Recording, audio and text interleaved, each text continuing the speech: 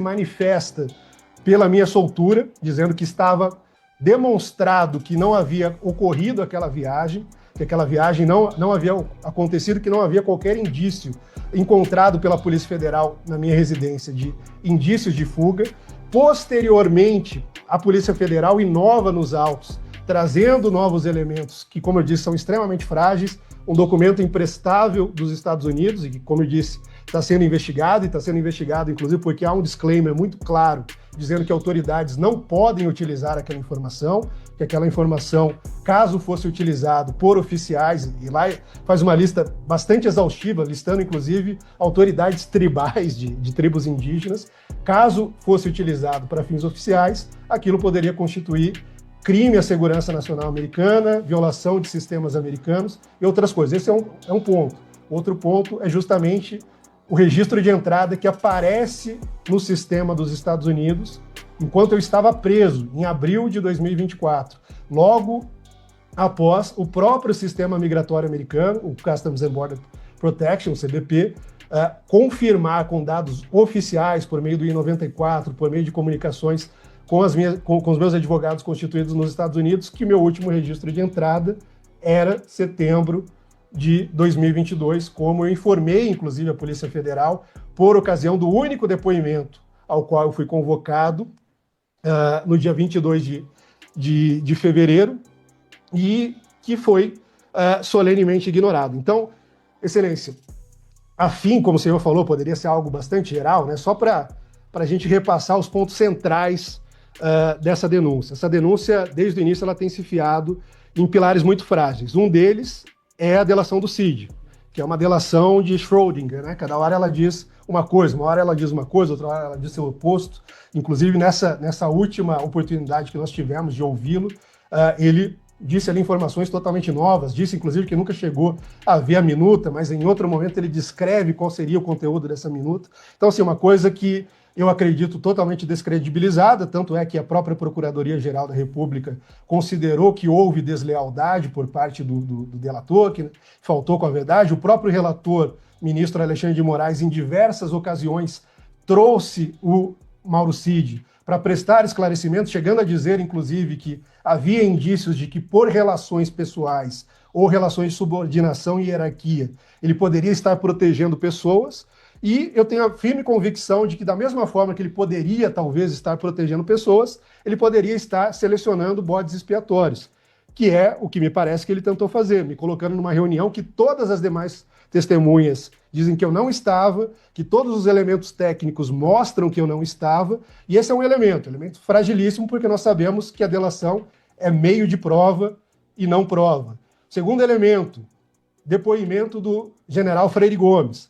Desde o dia 10 de março deste ano, nós temos solicitado, junto ao ministro relator, junto ao juízo, que nos fosse compartilhado as imagens, os vídeos do depoimento do general Freire Gomes, para que ficasse claro em que circunstâncias ficou consignado possivelmente o Felipe Martins estava. Nós perguntamos isso ao delegado Fábio Schor, ele disse que não apresentou e que a Polícia Federal e outros delegados não apresentaram ao general nenhum documento, nenhum elemento, que não houve indução, que foi uma resposta espontânea.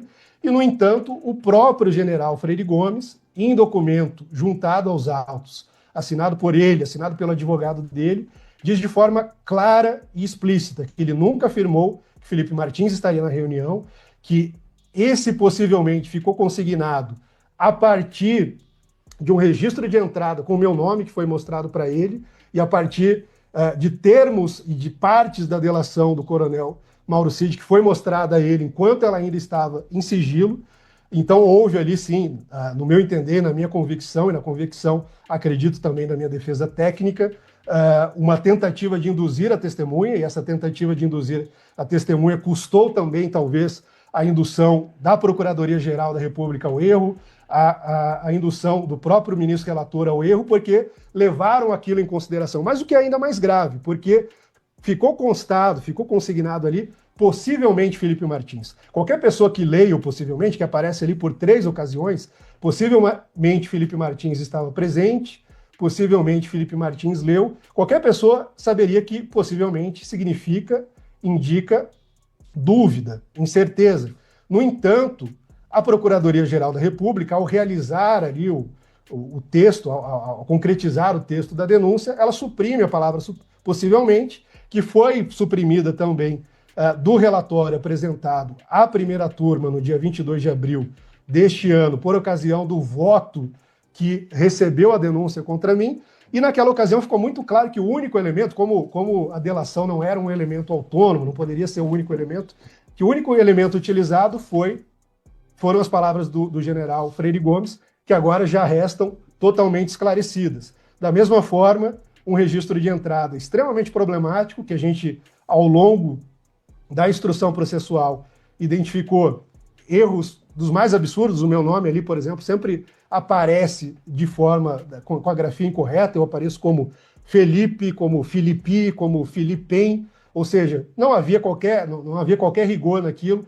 Há registros de entrada sem registros de saída, há registros que ao serem confrontados com dados técnicos não correspondem à realidade, há registros que existem ali que não configuram nada, sem contar que são elementos extremamente banais. E por que eu digo que são elementos banais? O Palácio da Alvorada era um local com mais de 20 mil metros quadrados de construção.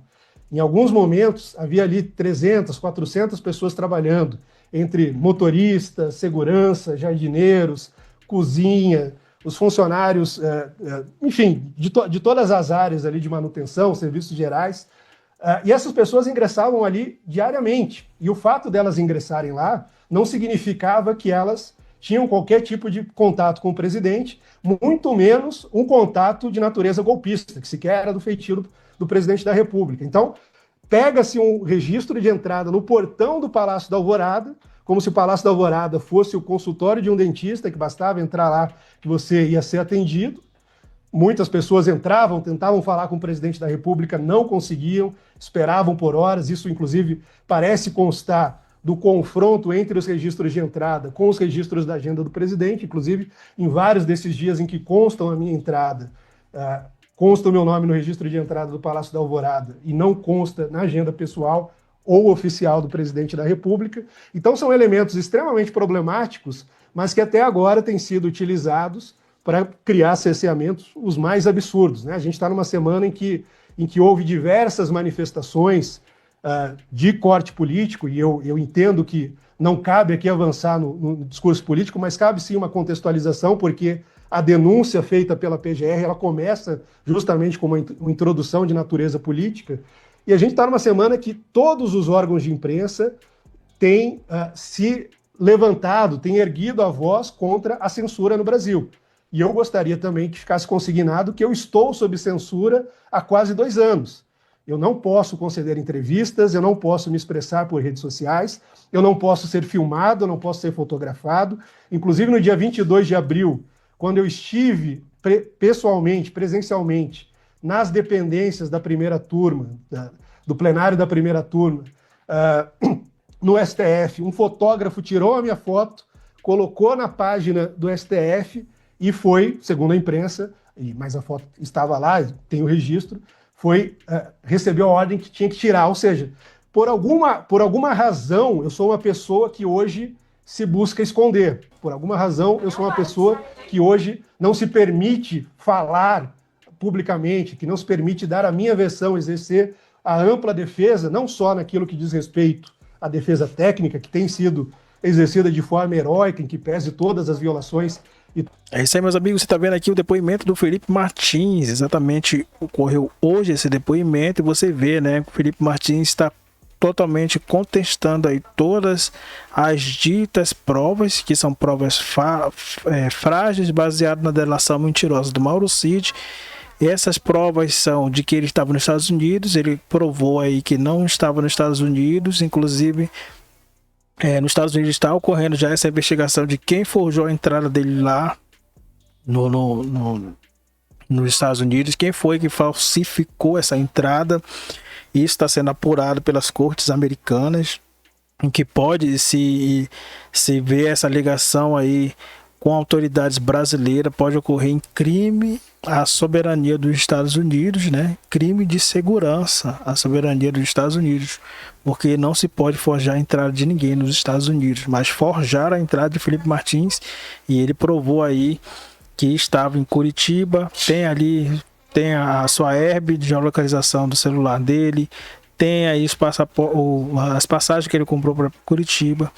Também fala dessas entradas aí que registraram entradas dele no Palácio do Planalto. Ele falou que constantemente ele entrava no Palácio do Planalto e no Alvorada porque era o local de trabalho dele.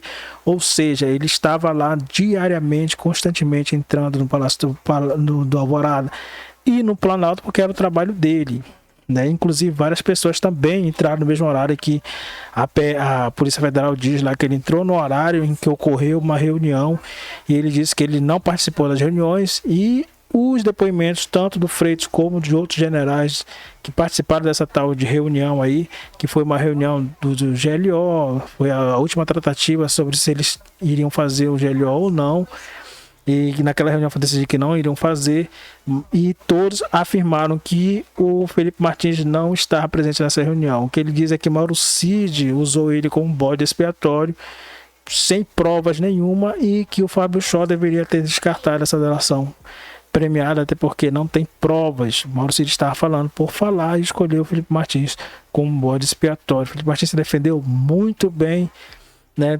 Colocando aí tudo na mesa, toda a sua defesa na mesa, mostrando que ele é bem preparado, né?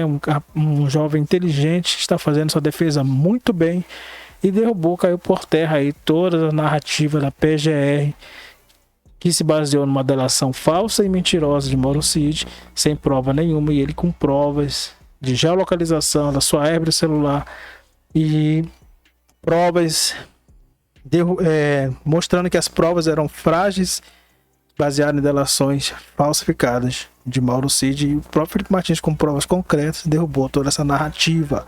Foi ocorrido no dia de hoje isso aí. E olha só, também ele disse que foi o primeiro, assim como o Bolsonaro, a ser culpado por postagem de terceiros, né? Não pode postar nada sobre ele que pode imputar aí em crime, e ele pode responder por crime.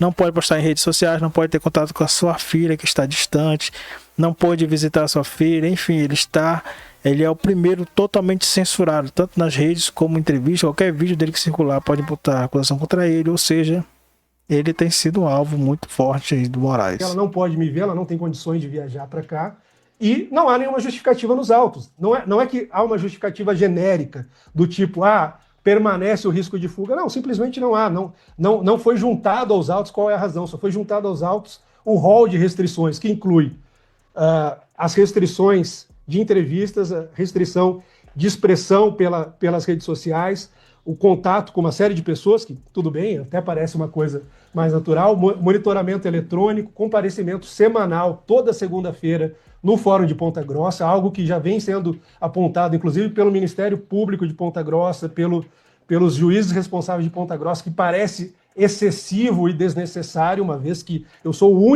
a única pessoa do estado do Paraná que comparece semanalmente à Justiça para realizar essas diligências. Então é isso aí, você vê Felipe Martins falando aí sobre o cerceamento de sua liberdade, em que ele também foi até mesmo levado a uma prisão em que não havia nem luz, nem iluminação, não havia, como fosse uma solitária, e que configura nas leis internacionais de direitos humanos como tortura sensorial. Isso mesmo que fizeram com Felipe Martins para colher aí o primeiro depoimento dele, achando que toda essa tortura iria fazer com que ele mentisse, mas ele, como é um rapaz íntegro e verdadeiro, e tem a certeza de que não estava em nenhuma reunião, em que não participou de nada da falsa trama golpista, ele fala aí então que, fazendo sua defesa, que não estava em nenhuma reunião e que foi torturado para mentir, mas não mentiu. Do colega, do delegado Fernando, mas assim, eu não entendi nada, porque toda a denúncia, toda a narrativa da acusação que me foi imputada está concentrada no núcleo 1.